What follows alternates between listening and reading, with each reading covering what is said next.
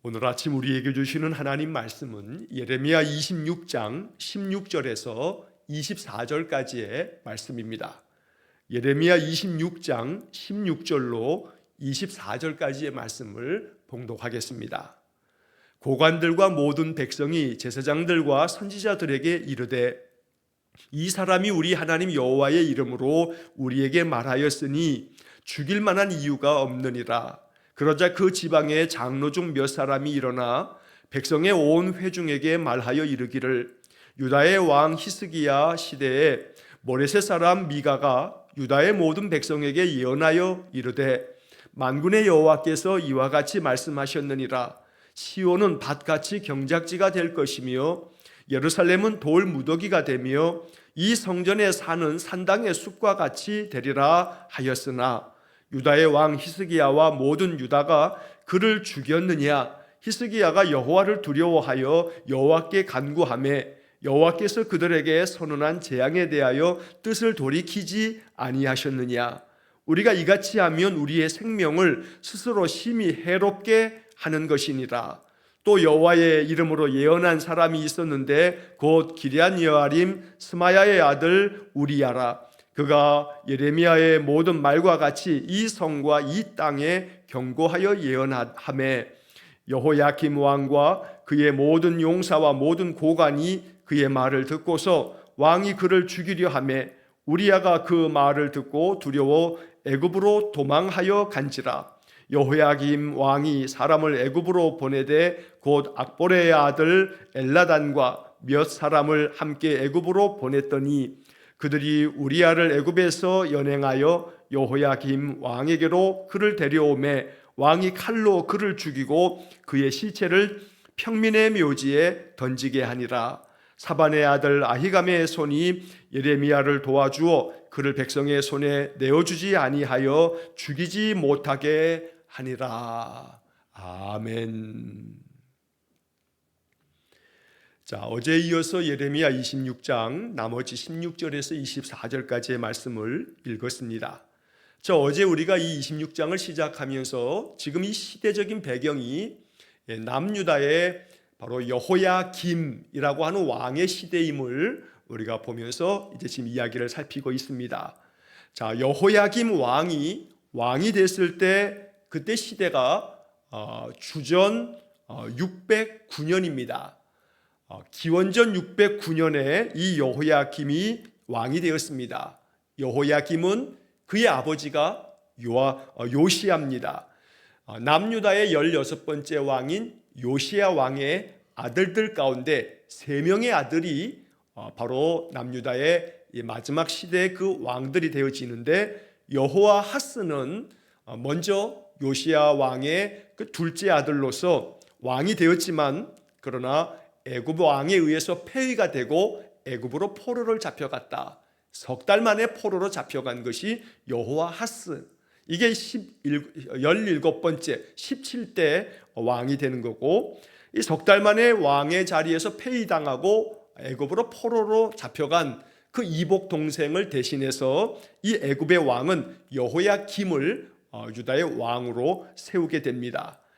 요시야 왕의 첫째 아들인 이 여호야김이 왕이 되어진 다음 그의 그 시대는 사실 그의 아버지 요시야와는 달리 악을 행하는 일에 있어서 얼마나 그가 아주 악독하게 하나님 거역하고 하나님 떠났는지 모릅니다. 자, 그래서 우리는 그 여호야김 시대의 이야기를 지금 살펴보고 있는데 예레미야 선지자가 그 시대에 계속해서 하나님의 말씀을 대언하였습니다. 악한 길에서 돌아오라. 너희의 행위를 고쳐라. 그러면 하나님께서 너희들을 돌아보실 거다. 여호와의 목소리를 청종하라. 그러면 하나님께서 너희에게 내리시겠다 말씀하셨던 모든 재앙을 하나님께서 돌이키실 거다. 이런 말씀들을 계속 전하니까 그 당시에 종교 지도자들인 제사장들과 선지자들이 이 예레미야에 대해서 저 사람은 죽일 자다 라고 하면서 우리가 어제 보았던 11절 말씀에서도 이 사람은 죽는 것이 합당하다 라고 이렇게 주장을 하면서 이 예레미야에 대한 소위 말해 재판이 이제 진행되어지는 것입니다. 자, 그래서 많은 고관들, 이 남유다의 지도자들과 백성들이 성전에 모이고 그들 앞에서 이 제사장들과 선지자들, 사실은 그들이야말로 거짓 종교인들인데 그들이 예레미야에 대해서 이 예레미야가 왜 죽어야 할 그러한 죄인인지에 대한 예레미야가 했던 말들, 이 성에 대해서, 이 성전에 대해서 이것들이 다 황폐해질 것이라고 그렇게 얘기하는 이것이야말로 막말이라고 그러면서 예레미야를 죽이려고 계속해서 그들이 악을 도모합니다. 그러나 예레미야의 이야기를 다 듣고 난 후에 오늘 본문의 이제 16절 이하의 말씀에서는 바로 그 예레미야 이야기를 들은 이스라엘의 그 지도자들, 우리 개역개정 성경에서는 고관들 이렇게 번역이 됐습니다만 새번역 성경이나 이런 성경에서는 지도자들이라고 이렇게 번역이 됩니다. 높은 고관들, 이 지도자들과 백성들이 이 예레미야에 대한 그 고발에 대해서 아무리 들어봐도 죽일 만한 그런 죄는 아니었던 겁니다. 그래서 오늘 이 본문에서는 예레미야에 대한 이 고관들, 이 지도자들과 또 장로들이 예레미야에 대해서 우리가 어떻게 처리하면 좋을지라고 하는 문제들을 이야기하는 것이 오늘 본문의 말씀입니다. 자, 먼저 16절 말씀부터 보면 고관들과 또 모든 백성이 제사장들과 선지자들에게 이렇게 말합니다. 이 사람이 우리 하나님 여호와의 이름으로 우리에게 말하였으니 죽일 만한 이유가 없느니라. 하나님의 이름으로 이 사람이 지금 말한 것이다. 그래서 이 사람의 이야기를 우리가 들어보니 죽일 만한 이유는 없는 것 같다. 이렇게 결론을 내리게 됩니다. 자, 이 고관들과 백성들의 결론뿐만 아니라 그 지방의 장로들 몇 사람도 같은 이야기를 하게 됩니다. 자, 그래서 17절 말씀에 장로 중 몇 사람이 일어나 백성의 온 회중에게 말을 합니다. 뭐라고 말하냐면 18절에 봅니까? 유다의 왕 히스기야 시대에 모레셋 사람 미가가 유다의 모든 백성에게 예언을 했었다. 자, 여기서 이 장로들 몇 사람이 이야기하는 그런 논리는 뭐냐 하면 옛날에 우리의 그 조상 히스기야 왕 때 미가라고 하는 선지자도 예언을 했는데 이 미가라고 하는 선지자가 예언한 것이 지금 예레미야라고 하는 저 사람이 예언하는 것과 거의 다르지 않다. 하나님께로 돌아오라고 하고 하나님 앞에서 목소리를 청종하라 하고 악한 길에서 떠나라고 하고 이렇게 예언했던 선지자 미가가 있었는데 히스기야 왕이 그 미가에 대해서 어떻게 했느냐라고 하는 그런 논리를 펼치는 겁니다. 자, 이 히스기야 왕은 남유다의 13번째 왕입니다. 13대 왕이고 이 히스기야 왕 때 활동했던 선지자가 이사야 선지자가 있었고 그리고 우리가 구약 성경의 그 소선지서 중에 미가서가 있습니다. 요나서 다음에 나오는 미가서 다음에 나훔이 나오고 그래서 이렇게 쭉 구약 성경에 미가 선지자가 있고 또 이사야 선지자를 우리가 잘 압니다. 자, 이사야 선지자와 미가 선지자가 활동했던 때가 바로 히스기야 왕 때입니다. 그리고 그 히스기야 왕으로부터 아들, 손자, 증손자, 고손자가 지금 여기 성경에 나오는 여호야김입니다. 그래서 이 여호야김은 히스기야 왕의 고손자가 되고 연도로 따지면 한 136년 후에 이 여호야김이 남유다의 왕이 된 겁니다. 히스기야 왕은 주전 745년에 왕이 되었고 이 여호야김은 주전 609년에 왕이 되었습니다. 그러니까 136년 전에 히스기야 왕의 그 시대에 있었던 일을 예를 들어서 말하고 있는 겁니다. 장로들이기에 그 장로들은 자신들의 조상들의 역사에 대한 그런 기록들을 또 그 역사에 대한 이야기를 잘 알고 있었던 것 같습니다. 역사를 통해서 배운 사람들이라고도 말할 수 있습니다. 역사를 잊어버리지 않은 그런 사람들이 지금 오늘 성경에 나오는 이 장로들의 모습이기도 합니다. 자, 그래서 그 당시에 히스기야 왕 때 미가 선지자가 백성들에게 예언을 할 때 그 예언의 말씀은 바로 18절에 만군의 여호와께서 이와 같이 말씀하셨느니라. 시온은 밭같이 경작지가 될 것이며 예루살렘은 돌무더기가 되며 이 성전의 산은 산당의 숲과 같이 되리라. 이렇게 미가 선지자가 136년 전에 히스기야 왕 때 이렇게 예언을 한 바가 있다라고 말하고 있습니다. 자, 이 이야기는 미가서 3장 12절에 나오는 말씀을 인용하고 있는 것입니다. 미가서 3장 12절의 말씀에서는 이렇게 말씀이 기록되어 있습니다. 이러므로 너희로 말미암아 시온을 갈아엎은 밭이 되고 예루살렘은 무더기가 되고 성전의 산은 수풀의 높은 곳이 되리라. 미가 선지자가 이 남유다에 대해서 심판을 경고하고 하나님의 말씀을 예언하면서 이 시온이라고 하는 것은 예루살렘을 일컫는 그런 별명 같은 그런 표현입니다. 이 시온은 갈아엎은 밭이 되고, 여러분 밭에 농사를 하려면 먼저 그 밭의 땅을 다 갈아엎습니다. 다 갈아엎는 것처럼 이 예루살렘은, 이 남유다는 하나님께서 다 갈아엎으실 거다라고 하는 그런 예언입니다. 예루살렘은 무더기가 되어버릴 거다. 완전히 돌무더기가 되어서 황폐해질 거다라고 하는 예언이었습니다. 그리고 이 성전의 산은 바로 예루살렘 성전이 있었던 그 시온산의 그 성전의 그곳은 다 숲이 우거져서 완전히 황폐함으로 사람이 살지 못할 만큼 숲이 아주 우거지는 그러한 결과가 되어버릴 거다라고 미가 선지자가 예언을 했던 겁니다. 남유다의 멸망을 예언한 것과 같습니다.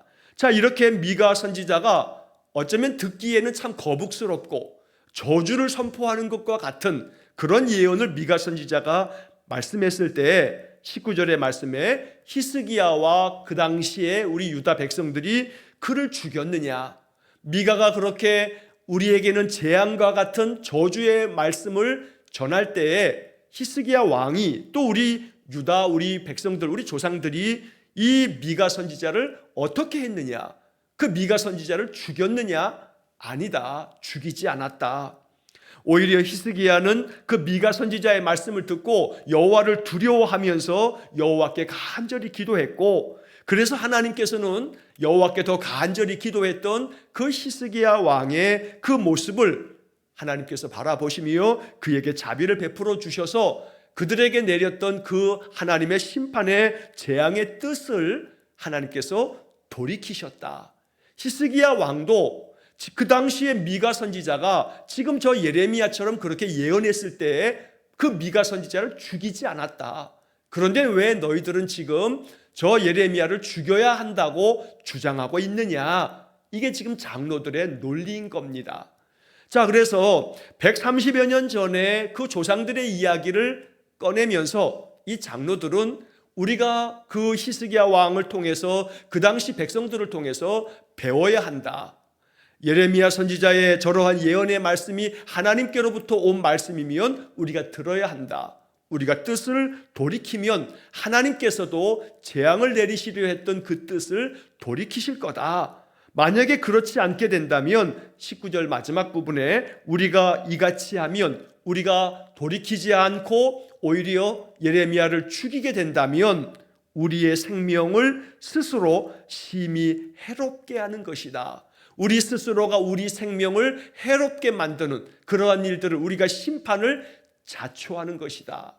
그러므로 이 장로들 몇 사람의 결론은 예레미야가 하나님의 말씀을 전하는 것이라면 우리는 그 말씀을 그 옛날 히스기야 왕 때 이스라엘 백성들이, 히스기야 왕이 바로 미가 선지자의 말씀을 들었던 것처럼, 그리고 그들의 행위를 돌이키고 하나님 앞에서 그들이 간절함으로 기도하여서 하나님의 은혜를 얻어 하나님이 그 재앙을 내리시려고 했던 뜻을 돌이켰던 것처럼 우리도 그렇게 해야 한다라고 지금 이야기하는 것입니다.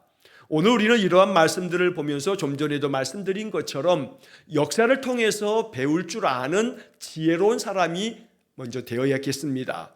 이러한 장로 몇 사람들이 이야기하는 것처럼 우리 선배 조상들의 그 믿음의 길이 참 귀하고 아름다운 믿음의 길이라면 그것이 회복되어지기를 간절히 기도하고 그 모습대로 따라갈 것을 결정하고 그렇게 해야 된다고 가르치고 촉구하는 그러한 지도자들이 바로 오늘 본문에 나오는 고관들과 또 장로들 몇 사람들의 그런 모습인 겁니다. 우리 이 나라도 마찬가지입니다. 140여 년 전에 이 땅에 복음을 들고 왔던 젊은 저 유럽의 선교사들, 저 미국의 많은 선교사들에 의해서 이 땅에 그리스도의 복음이 우리에게 들어와서 이 나라에 하나님의 은혜가 임하게 되었습니다. 그러면서 선교사들의 그 복음을 받았던 우리 신앙의 선배들은 140여 년 전부터 그들의 목숨까지 내놓으면서 신앙을 지켰고 믿음의 길을 걸어갔습니다. 자신들의 죄악된 그러한 삶을 회개하고 그 삶의 모든 방식을 완전히 돌이키는 그런 모습을 보이기도 했습니다. 평양 대부흥운동이라고 부르는 1907년도에 우리 선배, 우리 믿음의 조상들의 모습은 자신들의 죄악된 것들을 이제 다 끊고 하나님 앞에 철저히 회개하며 돌아섰던 겁니다. 그렇기 때문에 바로 지난 주일에도 말씀드린 것처럼 1600만 명의 그 당시에 우리나라 사람들의 그 인구수에 비해서는 20만 밖에 되지 않는 1.25%밖에 되지 않는 작은 숫자의 기독교인들이 이 나라 우리 조상들에게 그렇게 막대한 영향을 미칠 수 있었다는 겁니다. 그러므로 우리는 이 예레미야서를 읽어가면서 마음 가운데 지금 이 장로 몇 사람들의 이야기와 같이 우리가 정말 행해야 할 것이 무엇인가? 그건 다름 아닌 136년 전에 히스기야 왕 시대에 우리 신앙의 선배들의 그 모습을 우리가 그대로 본받아야 한다라고 하는 이 주장처럼 우리도 역시 마찬가지로 140여 년 전에 우리 신앙의 선배들, 복음을 처음 받았던 우리의 신앙의 조상들을 우리가 생각하면서 그 믿음을 계승할 수 있어야겠다는 겁니다. 자, 이렇게 몇몇 장로들의 이야기를 쭉 들어보면 정말로 우리가 행할 것이 무엇인지를 알게 됩니다. 다름 아닌 하나님께서 말씀하시는 것이라면 우리가 우리의 행위를 고치고 우리의 뜻을 돌이켜서 하나님의 목소리를 청종하는 그런 삶을 사는 것, 이것이야말로 하나님의 은혜를 얻는 길이고 하나님께서 세상을 향한 하나님의 그 심판의 뜻조차도 돌이키시는 그런 구원의 길이 될 것입니다. 자, 또 한편 그 다음에 이어지는 이야기는 바로 136년 전에 히스기야 왕 때의 이야기, 그 미가 선지자에 대한 이야기뿐만 아니라 이제 그 다음 두 번째 이야기는 오늘 그 시대, 즉 지금 여호야김 시대에 예레미야가 이렇게 사역하면서 하나님의 말씀을 예언하였던 것처럼 예레미야뿐만 아니고 우리야라고 하는 사람도 하나님의 말씀을 전하고 예언의 말씀을 전한 바가 있는데 우리야에 대해서 바로 이 여호야김이 어떻게 했느냐, 그 두 번째 이야기는 그 당시에 있었던 또 하나의 이야기를 전해주고 있는 것입니다. 자, 그래서 20절 말씀에 보면 여호와의 이름으로 예언한 사람이 있었는데 기럇 여아림 스마야의 아들 우리야라. 자, 이 우리야라고 하는 사람은 지금 그 시대 사람들입니다. 자, 예레미야가 사역했던 그 당시에 예레미야만 선지자의 사명을 감당했던 게 아닙니다. 우리야라고 하는 이 사람도 하나님께서 그에게 주신 말씀을 여호와의 이름으로 예언한 사람입니다. 다시 한번 어제 말씀드렸던 것을 또 한번 반복합니다. 예언이라 함은 하나님께서 나에게 주신 말씀을 전하는 것, 하나님이 나에게 맡겨주신 말씀을 이야기하는 것, 이게 예언입니다. 여러분, 예언의 은사를 받고 싶으신가요? 그러면 하나님의 말씀을 계속해서 읽고 가까이 하고 성경의 말씀 속에서 받았던 마음의 감동스러운 말씀들이 있다면 그 말씀을 다른 사람에게 계속해서 전해보십시오. 그게 예언인데 그렇게 말씀을 자꾸 누군가에게 전해보는 그러한 사명을 계속 감당하다 보면 하나님은 우리를 통해서, 우리가 전한 말씀을 통해서 어떤 사람들의 마음에 변화가 일어나게끔 만드시고 그들이 하나님께로 나오는 역사를 이루실 것입니다. 그러므로 하나님의 말씀 안에서 은혜 받은 것들을 문자를 보내기도 하고 만나서 이야기하기도 하고 어떻게든지 간에 그들에게 전해주는 것이야말로 예언의 은사를 받은 사람이 행하는 삶의 모습입니다. 자, 우리야가 하나님의 이름으로 예언을 합니다. 자, 이어지는 말씀에서 그가 예레미야의 모든 말과 같이 이 성과 이 땅에 경고하여 예언하매, 예레미야처럼 이 우리야도 이 땅에 대해서, 우리가 살고 있는 이 시대에 대해서, 이 예루살렘 성에 대해서 예언을 했다. 하나님께로 돌아오라고, 우리 행위를 고치라고, 하나님의 목소리를 청종하라고, 그렇지 않으면 하나님의 재앙이 임하게 될 것이라고, 예레미야처럼 우리야라고 하는 사람도 그렇게 예언했다. 그런데 21절에 그때 이 여호야김은 어떻게 했느냐? 21절에 보면 여호야김 왕과 그의 모든 용사와 모든 고관이 그의 말을 듣고서, 즉 우리야의 말을 듣고서 이 여호야김 왕이 그를 죽이려고 했다. 여호야김 왕이 우리야를 죽이려고 할 때 우리야가 그 말을 듣고 두려워서 애굽으로 도망을 쳤다. 그런데 애굽으로 도망친 그 우리야를 어떻게 했냐면 22절에 보니까 여호야김 왕이 바로 애굽으로 도망친 그 우리야를 잡아오기 위해서 사람들까지 보냈다. 그래서 결국 사람들을 보냈는데 그 보낸 사람들 중에 악볼의 아들 엘라단과 몇 사람을 함께 애굽으로 보냈다. 그래서 그 애굽에서 우리야를 붙잡아 왔다. 애굽에서 연행해서 이 여호야김 왕이 이 우리야를 다시금 이 유다 땅 예루살렘으로 끌고 와가지고 이 여호야김 왕이 그 우리야 선지자를 칼로 죽였다. 그때 이 여호야김 왕이 보냈던 사람들 중에 지금 말씀되어 있는 악볼의 아들 엘라단. 자, 이 엘라단은 누구냐 하면 바로 여호야김 왕의 장인이 됩니다. 열왕기하 24장 8절 말씀에 보면 이 엘라단의 딸이 느후스다라고 하는 사람이 바로 이 엘라단이라고 하는 사람의 딸인데, 그 느후스다가 바로 여호야김의 왕이라고, 여호야김 왕이 바로 그의 남편이라고 적고 있습니다. 그러니까 여기 이 엘라단이라고 하는 사람은 열왕기하 24장 8절에도 등장하게 되는데 바로 여호야김 왕의 장인이 되는 겁니다. 자, 자기의 장인까지 이 우리야를 붙잡아 오는 그 사람들 편에 같이 보내서 적극적으로 이 우리야를 반드시 붙잡아 오라고 명령을 내린 겁니다. 그래서 애굽까지 따라가서 바로 그 이집트 제국, 그 큰 나라에 가서도 이 우리야를 찾아내서 그를 붙잡아다가 다시금 예루살렘으로 끌고 와서 여호야김 왕이 우리야를 죽였다는 겁니다. 자, 결국 그 우리야를, 그 하나님의 말씀을 예언했던 우리야를 죽인 다음에 그의 시체를 평민의 묘지에 던져버렸다. 평민의 묘지라고 되어 있는데 이것은 보통 사람들이 묻히면 죽으면 묻는 그런 공동묘지를 말하는 겁니다. 세번역 성경에 보면 평민의 공동묘지라고 이렇게 번역을 하고 있습니다. 그러니까 우리야 선지자를 그렇게 칼로 죽이고 그냥 공동묘지에 던져버리듯이 그렇게 던져버리고 말았다. 자, 그래서 이 두 가지의 이야기를 장로들 몇 사람들이 하면서 히스기야 왕 때는 그 미가 선지자가 지금 예레미야와 같은 예언을 했어도 그를 미가를 죽이지 않고 오히려 그 미가 선지자의 말씀을 듣고 받아들여서 히스기야 왕이 하나님 앞에 간절함으로 기도함으로 하나님이 뜻을 돌이켜서 아수르의 공격으로부터 이 남유다를 하나님이 보호해 주시고 지켜주셨는데, 그런데 똑같이 예레미야와 같이 예언했던 우리야에 대해서는 지금 여호야김은 애굽에까지 도망쳤던 그 우리야 선지자를 붙잡아다 와서 그를 칼로 죽이기까지 했다. 자, 그렇다면 우리가 어찌해야 할 것인가?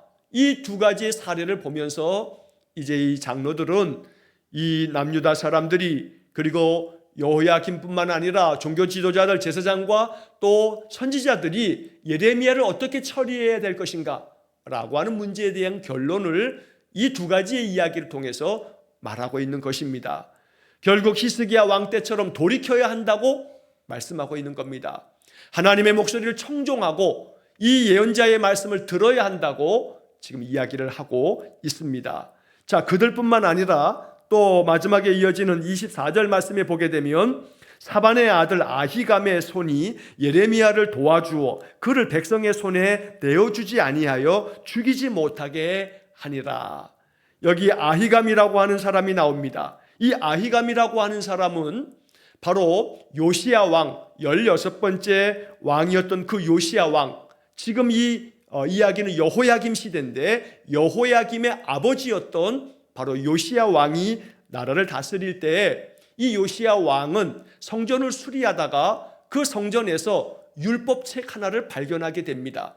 그 율법책이 바로 나중에 알고 보았더니 그것이 지금 우리가 가지고 있는 신명기의 말씀이었습니다.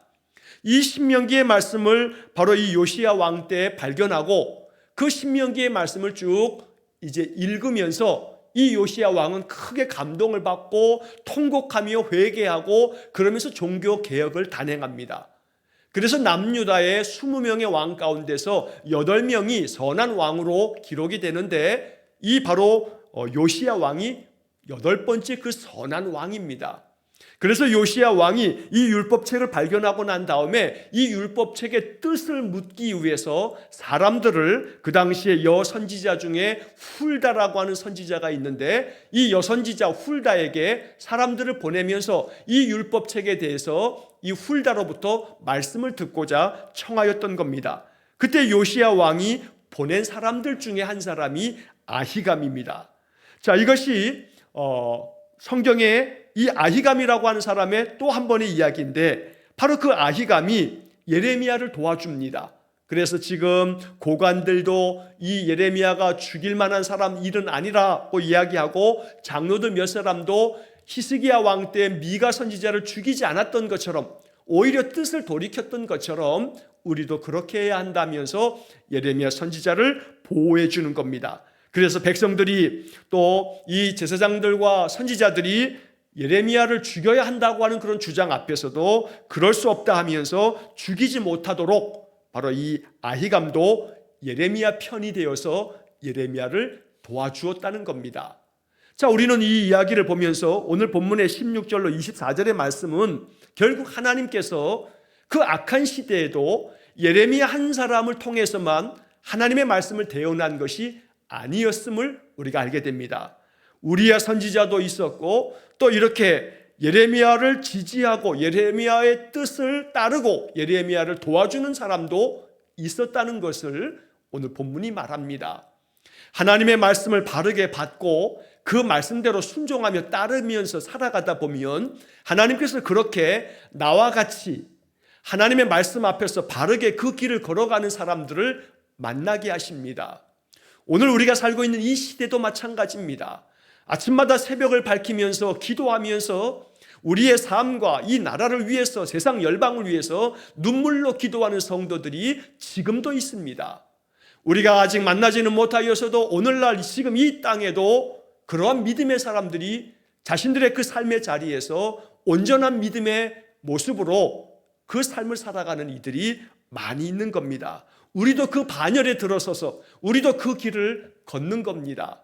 늘 날마다 선지자 예레미야의 말씀같이 우리의 행위를 고치고 또한 하나님의 목소리를 청종하면서 하나님께로 돌아오는, 그래서 늘 하나님의 그 주시는 말씀 속에서 우리 행할 바를 바르게 분별하여서 진실되고 참되게 이 인생의 삶을 살아가는 것, 그것이 바로 하나님께서 원하시는 바고 하나님은 그러한 사람들을 지금도 이 시대에도 많이 그러한 사람들을 두었다는 겁니다.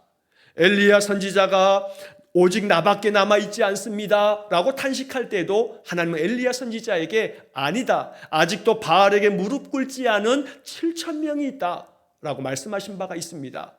마찬가지로 오늘 이 본문의 말씀에서도 예레미야만 하나님의 심판의 말씀을 경고하면서 하나님의 말씀을 전하였던 것은 아니라는 겁니다. 우리야 선지자도 있었고 예레미야의 이런 말씀들에 대해서 공감하고 그 말씀 앞에서 온전하게 반응하는 사람들도 있었다는 겁니다.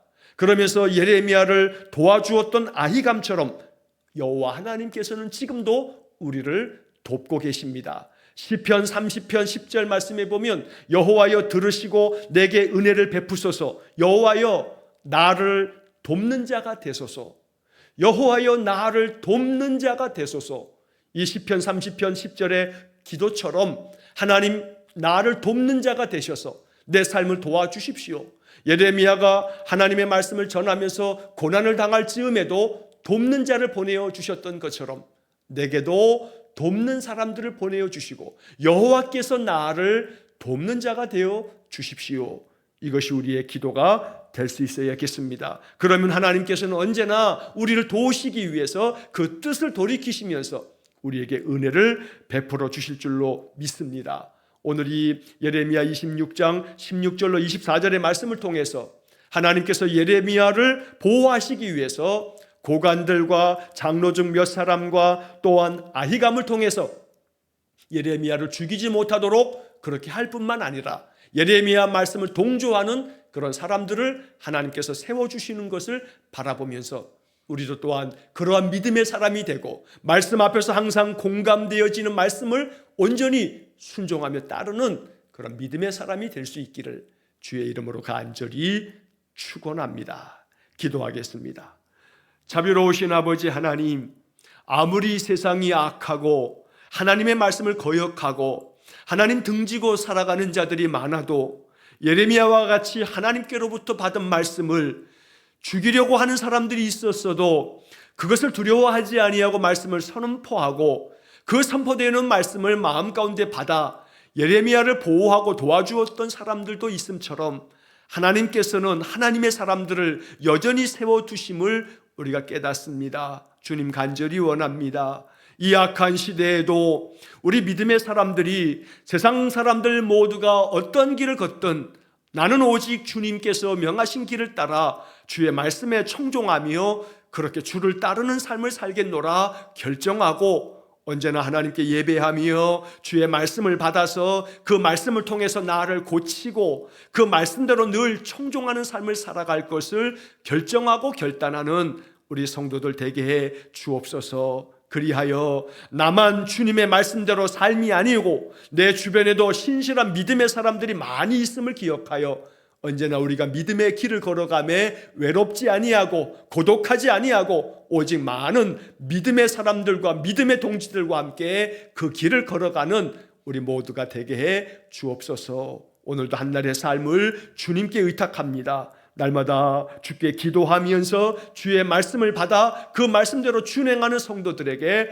한량없는 은혜를 베풀어 주시고 성령의 충만함을 허락해 주옵소서. 예수님 이름으로 기도하옵나이다. 아멘. 우리 구주 예수 그리스도의 은혜와 하나님 아버지의 극진하신 사랑과 성령의 교통하심이 날마다 주의 목소리를 청종하며 내 삶의 행위를 고쳐 하나님의 뜻대로 순종하며 살기를 소원하며 기도하는 머리 숙인 귀한 성도들 위에와 저들 가정과 온 가족들 위해 영원토록 함께 하시길 축원하옵나이다.